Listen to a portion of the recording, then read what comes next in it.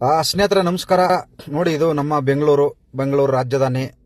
ಭಯಂಕರ ಅದ್ಭುತವಾದ ನಗರ. ಇಡೀ ಕರ್ನಾಟಕದಲ್ಲಿ ಬೆಂಗಳೂರು ಒಂದು ಅದ್ಭುತವಾದ ಜೀವನ ಕೊಡುವ ನಗರ, ಜೀವ ಕೊಡುವ ನಗರ, ಜೀವನ ಮಾಡುವ ನಗರ. ಇಲ್ಲಿ ಏನ್ ಬೇಕಾದ್ರೂ ಮಾಡ್ಬೋದು, ಹಾಳಾಗ್ಬೋದು, ಉದ್ಧಾರ ಆಗ್ಬೋದು, ಎಕ್ಕುಟ್ಟು ಹೋಗ್ಬೋದು. ಅಂತ ಅದ್ಭುತವಾದ ನಗರ ಈ ಬೆಂಗಳೂರು ನಗರ. ಕೆಂಪೇಗೌಡರು ಕಟ್ಟಿರ್ತಕ್ಕಂಥ ಈ ಬೆಂಗಳೂರು ನಗರದಲ್ಲಿ ರಸ್ತೆಗಳು ಇರುವುದು, ಫುಟ್ಪಾತ್ಗಳು ಇರುವುದು ಬಿಸ್ನೆಸ್ ಮಾಡಕ್ಕೆ, ಜನಗಳು ಓಡಾಡಕ್ಕಲ್ಲ, ಸಾರ್ವಜನಿಕರಿಗೋಸ್ಕರ ಅಲ್ಲ. ಇದೇ ನಮ್ಮ ಭಾರತ ದೇಶದ ಮತ್ತು ನಮ್ಮ ರಾಜ್ಯದ ಶಾಸಕರುಗಳು, ಮಂತ್ರಿಗಳು ಬೇರೆ ದೇಶಕ್ಕೆ ಹೋಗ್ತಾರೆ, ಮೋಜು ಮಸ್ತಿ ಮಾಡ್ಕೊಂಬರಕ್ ಹೋಗ್ತಾರೆ.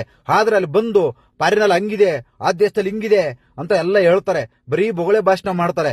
ಆದ್ರೆ ಆ ದೇಶದಲ್ಲಿ ರಸ್ತೆ ಹಿಂಗಿದೆ, ಆ ದೇಶದಲ್ಲಿ ಫುಟ್ಪಾತ್ ಹಿಂಗಿದೆ, ನಾನು ಅದೇ ರೀತಿ ನನ್ನ ಕ್ಷೇತ್ರದಲ್ಲಿ ಮಾಡಬೇಕು, ನಮ್ಮೂರಲ್ಲಿ ಮಾಡಬೇಕು, ನನ್ನ ಗ್ರಾಮದಲ್ಲಿ ಮಾಡಬೇಕು ಅಂತಂದು ಹೇಳಿ ಯಾವೊಬ್ಬ ಶಾಸಕನು ಕೂಡ ಇದುವರೆಗೂ ಒಂದು ಯೋಚನೆನೂ ಮಾಡಿಲ್ಲ, ಒಂದು ಪಣನೂ ತೊಟ್ಟಿಲ್ಲ. ಯಾಕಂದ್ರೆ ನಮ್ಮ ದುಡ್ಡಲ್ಲಿ ಬೇರೆ ದೇಶಕ್ಕೆ ಹೋಗಿ ತಮ್ಮ ಕುಟುಂಬ ಪರಿವಾರವನ್ನು ಕರೆದುಕೊಂಡು ಹೋಗಿ ಮೋಜು ಮಸ್ತು ಮಾಡ್ಕೊಂಡು ಬರ್ತಾರೆ ಹೊರತು, ಆದ್ರೆ ಆ ದೇಶದಲ್ಲಿ ಯಾವ ರೀತಿ ಪಾರ್ಕ್ ಮಾಡಿದ್ದಾರೆ, ಯಾವ ರೀತಿ ರಸ್ತೆ ಮಾಡಿದ್ದಾರೆ, ಯಾವ ರೀತಿ ಫುಟ್ಪಾತ್ಗಳನ್ನ ಮಾಡಿದ್ದಾರೆ, ಯಾವ ರೀತಿ ಮೋರಿಗಳನ್ನ ಮಾಡಿದ್ದಾರೆ, ಯಾವ ರೀತಿ ಓಟುಗಳು ಇವೆ, ರಸ್ತೆಗಳು ಯಾಕಿದಾವೆ, ಫುಟ್ಪಾತ್ ಯಾಕಿದಾವೆ ಅನ್ನೋದು ಹೇಳಿ ಎಲ್ಲಾ ನೋಡ್ಕೊಂಡ್ ಬರ್ತಾರೆ. ಎಲ್ಲಾ ಗೊತ್ತಿದ್ರು ಕೂಡ ಅಯ್ಯೋ ಇಲ್ಲಿ ಬಿಡು ನಡೆಯಲ್ಲ, ಇಲ್ಲೇನ್ ಹೆಂಗ್ ಬೇಕಾದ್ರೆ ನಡೀತೈತೆ ನಮ್ಮೂರಲ್ಲಿ, ಏನ್ ಬೇಕಾದ್ರು ನಮ್ಮವೇನು ಕೇಳಲ್ಲ, ನಮ್ಮ ಮತದಾರರು ಏನು ಕೇಳಲ್ಲ, ಏನು 500 ರೂಪಾಯಿ ಬಿಸಿ ಹಾಕಿದ್ರೆ ಮುಚ್ಕೊಂಡ್ ಬಂದು ಓಟ್ ಹಾಕ್ತಾರೆ, ಒಂದ್ ಎಣ್ಣೆ ಬಾಟ್ಲು ಕೊಟ್ರೆ ಮುಚ್ಕೊಂಡ್ ಓಟ್ ಹಾಕ್ತಾರೆ. ಇಷ್ಟೇ ಸಾಕು ನಮ್ ಜನಗಳಿಗೆ. ರೋಡ್ ಹೆಂಗಾರ ಹಾಕ ಹಾಳಾಗೋಗ್ಲಿ, ಮೋರಿ ಹೆಂಗಾರ ಯಾಕ ಹಾಳಾಗೋಗ್ಲಿ, ಚರಂಡಿ ಯಾಕ ಹೆಂಗಾರ ಹಾಳಾಗೋಗ್ಲಿ, ಫುಟ್ಪಾತ್ ಹೆಂಗಾರ ಯಾಕ ಹಾಳಾಗೋಗ್ಲಿ, ಗಾಡಿ ಫುಟ್ಪಾತ್ ಮೇಲೆಲ್ಲ ಹೋಗ್ಲಿ.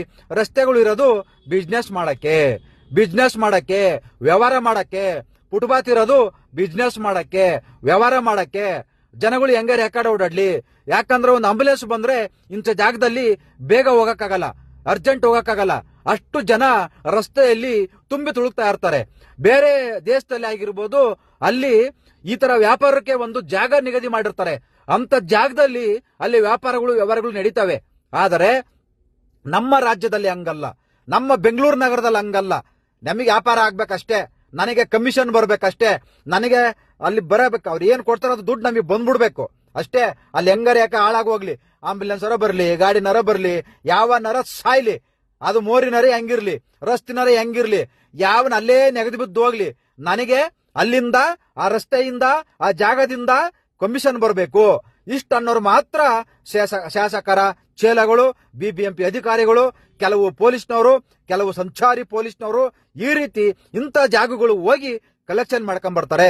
ಇದು ಯಾರಪ್ಪಂದು ಜಾಗ ಅಲ್ಲ, ಇದು ಪೊಲೀಸ್ ಇಲಾಖೆಯುದಲ್ಲ, ಬಿಬಿಎಂಪಿದು ಅಲ್ಲ, ಮತ್ತೆ ಸಂಚಾರಿ ಪೊಲೀಸ್ನವ್ರದಲ್ಲ, MLAದಲ್ಲ, MLA ಚೇಲಗಳದಲ್ಲ.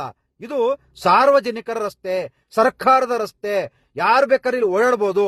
ಆದ್ರೆ ಈ ರೋಡ್ಗೆ ಇಂಥ ಪರ್ಮಿಷನ್ ಕೊಟ್ಟು ಅದು ಊಟ ಹೆಂಗಿರುತ್ತೋ ಹೆಂಗ್ ಬಿಡುತ್ತೋ ಯಾವನು ಬಂದು ಚೆಕ್ ಮಾಡಲ್ಲ.